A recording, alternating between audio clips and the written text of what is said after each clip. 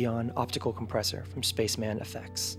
I've talked before on this channel about my desire to see guitar players step up their compressor game, not just in terms of playing more compressors, but in terms of gaining a better understanding of what compression is, what it's used for, and how you can use it to level up your playing, both in terms of techniques you use and your overall kind of tonality and how you sit into a mix. I'm a big fan of the fact there are a lot of different types of compressors, and within the various kind of like flavors of compression, a lot of different ways to execute on that concept. Which brings us to today's compressor, the Ixion optical compressor. This is a fun one for me to be doing because I started out on optical compressors. My first compressor that I really fell in love with as a guitar player was the Diamond Comp, a little 3-knob optical compressor, very simple but very kind of classically great. And that one not only kind of like set me down this path of appreciating compression as a tool in the kit for guitar, but also a kind of like very specific love for optical compressors, both in terms of the feel and in terms of kind of the way it gives you a visual indication of your compression. So let's talk about what makes the Ixion such a valuable addition to the compressor ecosystem. Like I said, this is an optical compressor. It's a photocell compressor built to kind of like Spaceman's usual expected incredibly high quality specs. This is a JFET driven circuit that just sounds phenomenal. There's a great signal to noise ratio in this compressor. It has that kind of like classic optical squish when you want it, but that threshold and level and mix controls can kind of be used in conjunction to create much more subtle versions of compression when you don't want that super obvious optical compressor squish. But there are some additional controls in here that I think make this thing very, very unique and interesting. You have a treble control up top as kind of your like primary EQ, more or less, that will kind of give you access to that classic optical sparkle if you want it. That's a thing that a lot of people love about optical compressors is the perceived sparkle that they give your clean guitar tones.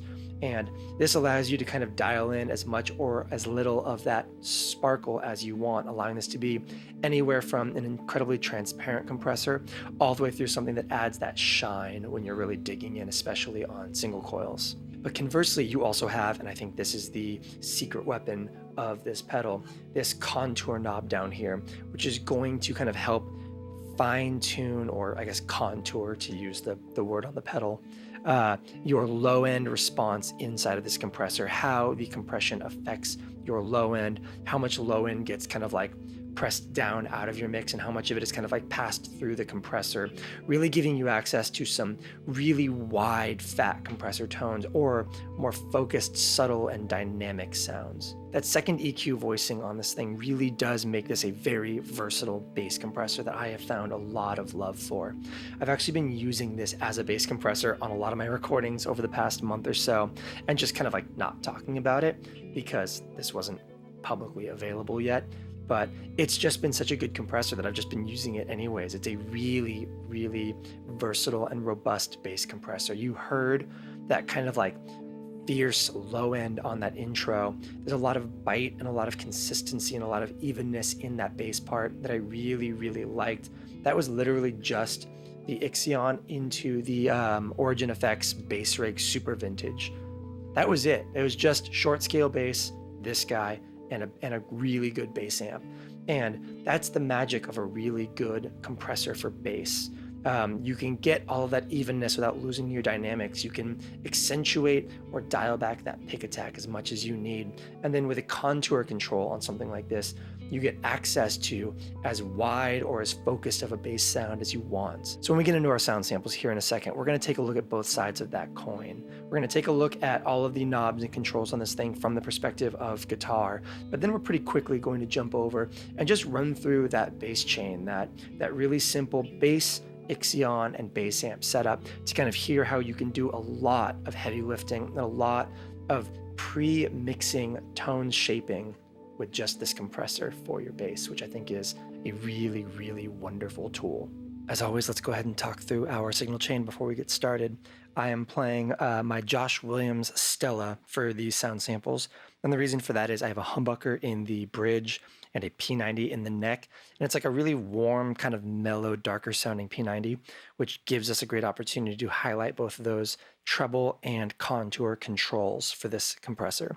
We are going to play through the Benson Boost, the Ixion, the Delmar, the Melee, the Thermae, the Timeline, and the Bigsky. From there, we go to our amplifiers, which are the Universal Audio Ruby and Dream in a stereo blend, kind of like favoring the Ruby in the GFI duophony.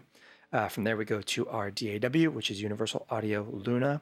We're pretty much not going to be using anything but a like very subtle plate reverb in the Bigsky. So guitar, reverb, and amps sound like this. And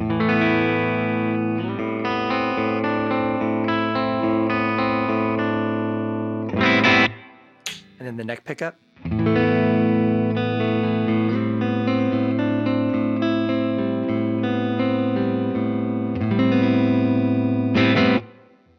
So let's go ahead and dig into the Ixion. We've got our mix at maximum and everything else basically at noon. And that is basically just to highlight how transparent this thing is at the outset. And then we'll start kind of really digging in and seeing kind of how far you can push your tone in various directions. So let's jump up to that neck pickup. We're going to get a little bit of noise because of the nature of my home studio, but we'll try to mitigate it as best we can.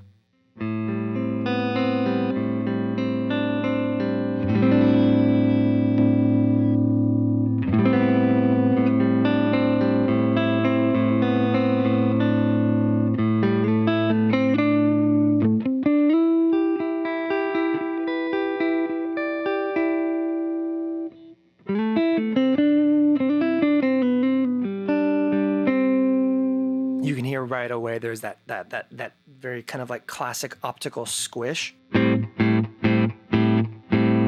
you can see it represented in that jewel in the center of the pedal. And it's a great kind of compressor speed and kind of dynamic for some of those more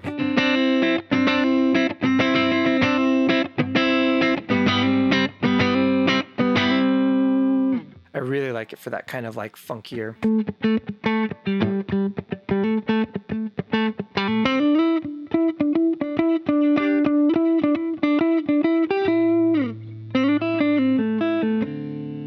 Let's go ahead and dial into that threshold control. You can dial that back and get way more subtle of a compression.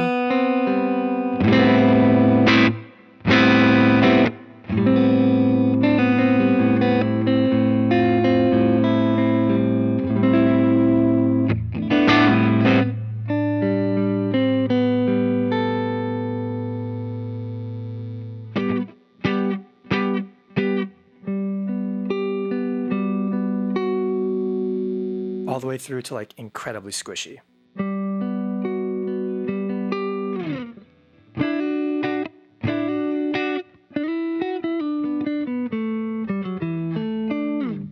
And there is actually value in there. You lose a lot of volume on that.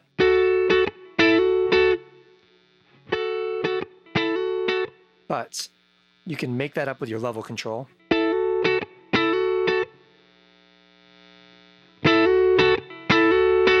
And then bring that mix back a little bit.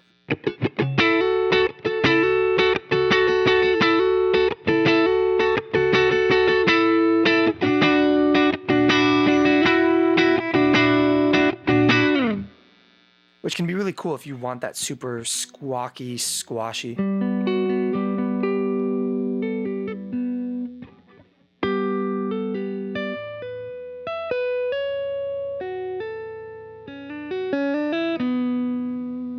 Can be really, really nice to kind of like accentuate some of that two-hand tapping stuff if you're, you know, classically bad at two-hand tapping like I am.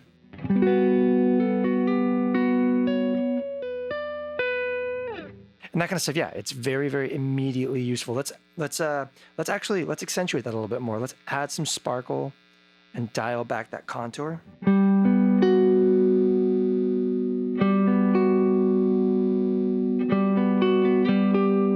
So you can hear as you turn the contour up, it kind of further reduces that kind of like the bigness of that low end.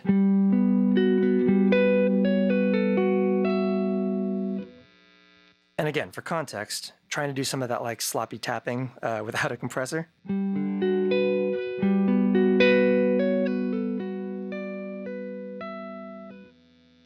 the compressor.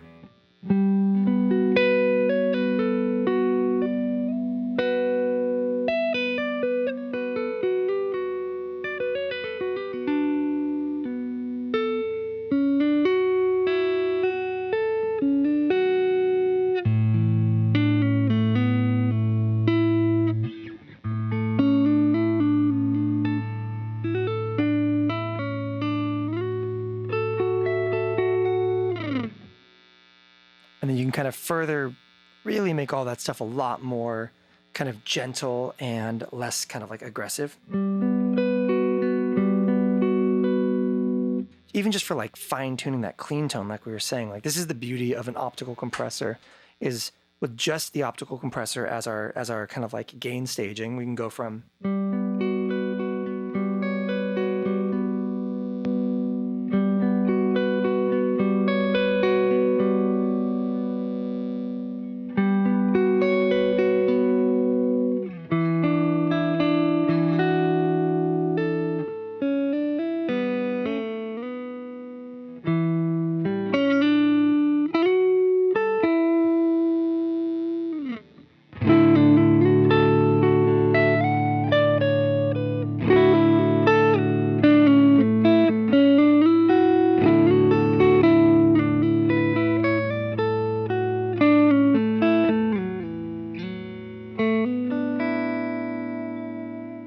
But I also think the punchiness of an optical compressor serves a great purpose with kind of like rhythmic humbucker stuff as well.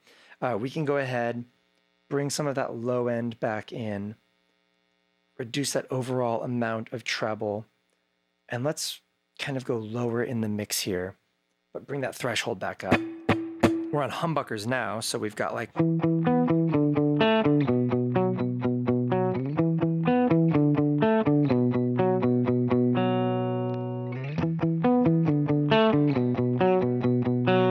you can hear that it kind of like, it just kind of takes everything and kind of almost puts scaffolding around it.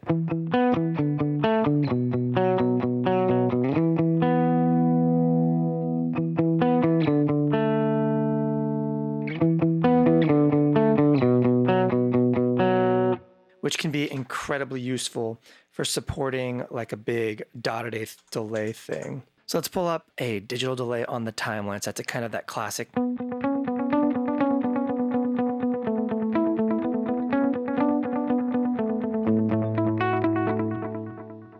That's all well and good.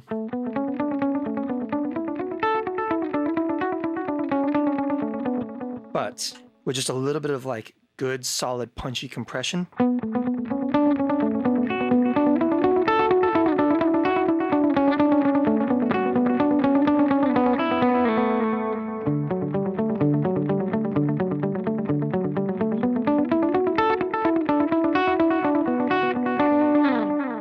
and again, I love the fact that we can jump from that to kind of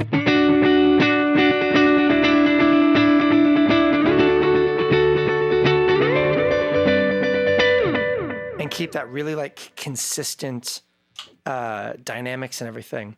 And I think it's worth noting that like, yeah, on those, again, there's value in that sparkle and really kind of like reducing the low end presence with that contour knob.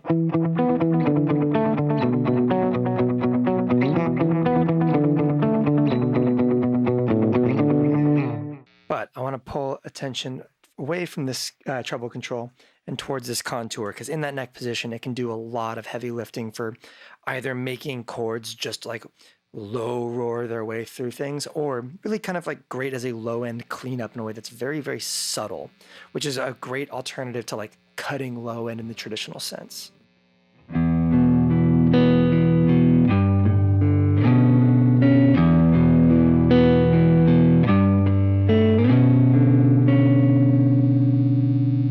Let a ton of that low end kind of bloom through.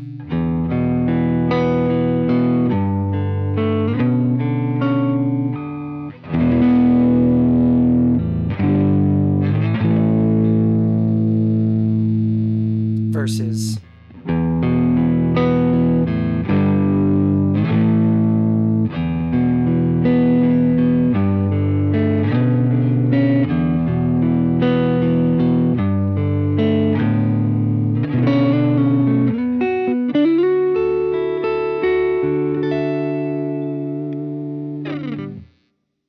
it's subtle in a way that I think is very, very important. So now we've jumped over to bass, and we are playing my Jennings short scale bass into the Ixion optical compressor and the Origin Effects bass rig super vintage. We've got the blend totally out, so we're hearing all affected bass through the bass rig, and we are going to just kind of like do some knob turning on the Ixion to kind of showcase how you can accentuate pick attack and like aggressive low end with a combination of that treble control and that contour control.